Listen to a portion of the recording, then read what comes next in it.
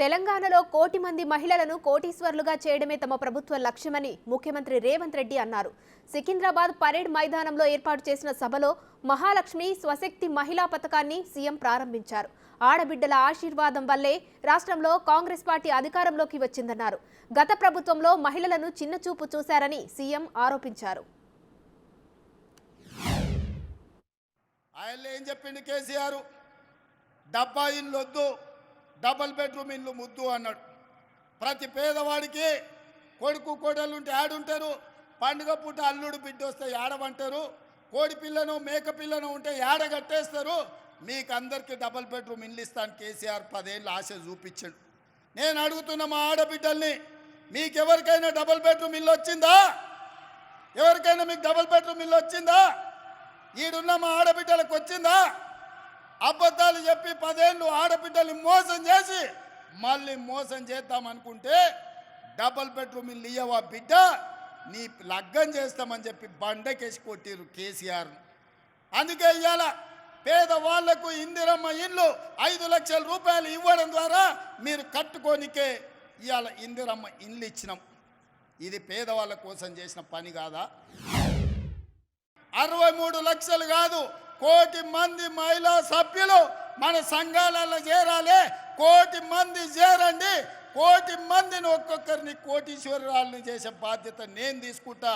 1 కోటి మందిని కోటీశ్వరులను చేస్తే తెలంగాణ బంగారు తెలంగాణ అవుతుంది, తెలంగాణ అభివృద్ధి చెందిన తెలంగాణ అవుతుంది, తెలంగాణ ధనిక తెలంగాణ అవుతుంది. ప్రతి ఆడబిడ్డ కోటీశ్వరాలు అయినప్పుడు పిల్లల్ని డాక్టర్లు, లాయర్లు, ఐఏఎస్లు, ఐపీఎస్లుగా చదివిపించుకుంటారు. ఆత్మ గౌరవంతో కుటుంబాన్ని నడిపిస్తారు. అదే ఇంటి ఆయన చేతుల నగదు ఉంటే సాయంత్రం తీసుకొని పోయి బెల్ట్ షాపులు ఇస్తాడు. అవునా? అదే కదక్క.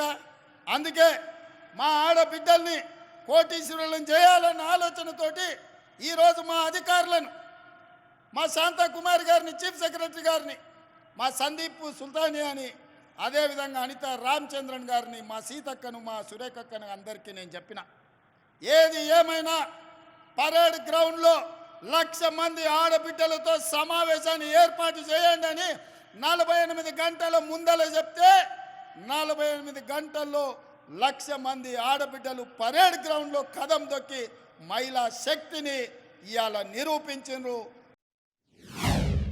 రాబోయే నెల రోజుల్లో శిల్పారామం పక్కన మా ఆడబిడ్డలు ఉత్పత్తి చేసిన ప్రోడక్ట్స్ అమ్ముకోవడానికి 100 షాపులు మీకు పెట్టించి మీ ఉత్పత్తులు రాష్ట్రం కాదు, జాతీయం కాదు, అంతర్జాతీయ స్థాయిలో మీ ఉత్పత్తులు అన్నీ అమ్ముకునే విధంగా మీకు స్టాళ్ళు ఏర్పాటు చేపించే బాధ్యత, దానికి అవసరమైన ఏర్పాట్లు చేసే బాధ్యత నేను తీసుకుంటా.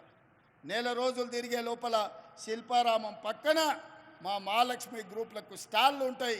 మీరు ఏమేమి తయారు చేస్తారో అవన్నీ అక్కడ టాటాలు, బిర్లాలతోని, అదాని, అంబానీలతోని మా ఆడబిడ్డలు పోటీ పడే విధంగా మీరు తయారు చేసిన వాటిని అక్కడ అమ్ముకునే విధంగా మీకు చట్టబద్ధత కల్పించి మీకు న్యాయం చేసే విధంగా పూర్తి స్థాయిలో వ్యవస్థను ఏర్పాటు చేసే బాధ్యత నేను తీసుకుంటా.